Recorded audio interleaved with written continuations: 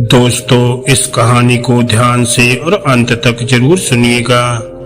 इस कहानी से आप ये जान पाएंगे कि कैसे खराब परिस्थितियां भी हमारे लिए नए मौके लेकर आती है। बस हमें उन मौकों को तलाशने की जरूरत होती है। तो चलिए कहानी को शुरू करते हैं। एक समय की बात है, एक गरीब आदमी अपने परिवार के साथ गांव से दूर जंगल में एक झोपड़ी में रहा करता था। एक दिन वहां एक बहुत बड़े बौद्ध भिक्षु आए। बौद्ध भिक्षु के साथ उनका एक शिष्य भी था। शाम का समय हो गया था। बौद्ध भिक्षु और शिष्य दोनों गरीब आदमी की झोपड़ी के पास गए और गरीब आदमी से कुछ खाने के लिए मांगा।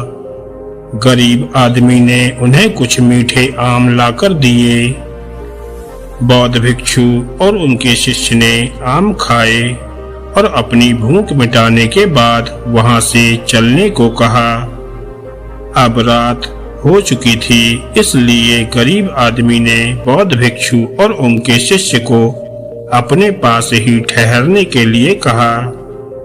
बौद्ध भिक्षु ने पहले तो मना किया, लेकिन ज्यादा कहने पर बौद्ध भिक्षु वहीं ठहरने के लिए मान गए।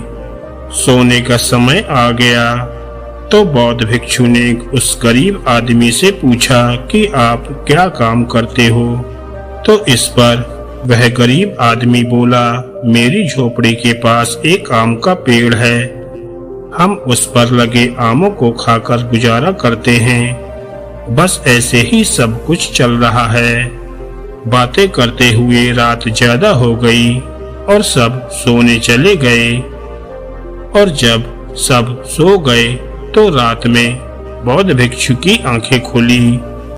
उसने अपने शिष्य को जगाया और बोला, ऐसा करो, ये पास में जो आम का पेड़ है उसे तुमको जड़ से काटना है और ध्यान रहे कि किसी को पता भी नहीं लगना चाहिए।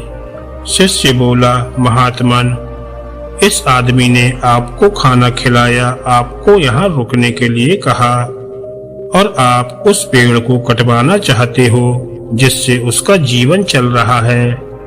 शिष्य ने बौद्ध भिक्षु से कहा, एक बार और सोच लीजिए, आप ये ठीक नहीं कर रहे हो। ये किसी के पेट पर लात मारने से कम नहीं है। तब बौद्ध भिक्षु ने कहा, मैं जितना कह रहा हूँ उतना करो। तब शिष्य ने सोचा, चलो गुरु जी कह रहे हैं तो ठीक ही होगा, और आम के पेड़ को काट दिया। फिर बिना बताए वहां से चले गए। जाते समय रास्ते में शिष्य ने पूछ ही लिया, गुरुजी, आपने उस गरीब आदमी जो बड़ा सीधा साधा भोला भाला इंसान था, आपने उसके साथ ऐसा क्यों किया? बल्कि आपको उसे कुछ अच्छा ज्ञान देना चाहिए था जिसे वह अपने जीवन में उपयोग कर सकता था। उसका जीवन और बेहतर हो सकता था, लेकिन आपने तो उसके साथ बहुत गलत किया। इस पर बौद्ध भिक्षु ने शिष्य से कहा, तुम्हें इसका उत्तर चाहिए तो तुम उस गरीब आदमी के पास कुछ दिनों बाद जाना, तुम्हें उत्तर अपने आप मिल जाएगा। अब शिष्य और बौद्ध भिक्षु दोनों अपने अपने काम में लग गए। कई साल बीत गए, लेकिन इस शिष्य को अपने गुरु जी की बात याद थी और उसे जानने के लिए शिष्य बहुत ज्यादा उत्सुक भी था। शिष्य अपने गुरु से आज्ञा लेकर उस गरीब आदमी का हाल देखने के लिए चल दिया जिसका आम का पेड़ बौद्ध भिक्षु ने कटवा दिया था। शिष्य उसी जगह पहुंच गया और वो पुरानी झोपड़ी खोजने लगा, लेकिन वहां कोई झोपड़ी ही नहीं थी। शिष्य मन ही मन सोचने लगा कि गुरुजी ने उस आदमी के साथ इतना बुरा क्यों किया था। बेचारा भूखा मर गया होगा या कहीं और चला गया होगा। आसपास देखा तो वहां एक अच्छा सा मकान बना हुआ था। शिष्य ने सोचा कि चलो इस मकान में कोई होगा, उसी से उस गरीब आदमी के बारे में पूछ लेता हूँ। शिष्य मकान के गेट पर गया और आवाज लगाई तो अंदर से एक आदमी आया।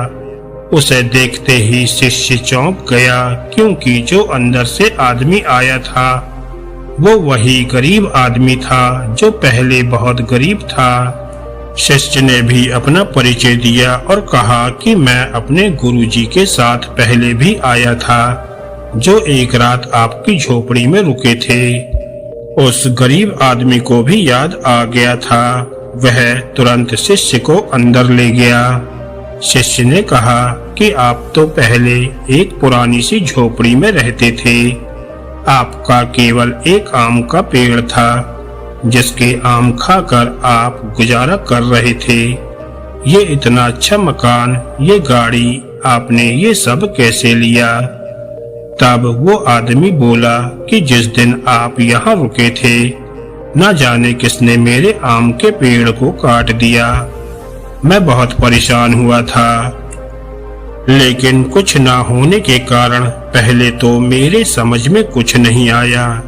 फिर बाद में मैंने यहाँ पड़ी खाली जगह को साफ किया और उसमें कुछ फसल लगा दी और धीरे धीरे मुझे मुनाफा होता गया। फिर मैंने और अधिक जमीन को साफ किया और उसमें भी फसल लगाता रहा। अब मेरे बहुत बड़े बड़े खेत हैं और लाखों रुपए की हर साल फसल बेच लेता हूँ। अब मेरी जिंदगी एकदम ठीक है। ये सब सुनकर शिष्य भी समझ गया कि गुरुजी ने जो आम का पेड़ कटवाया था उसी का नतीजा है।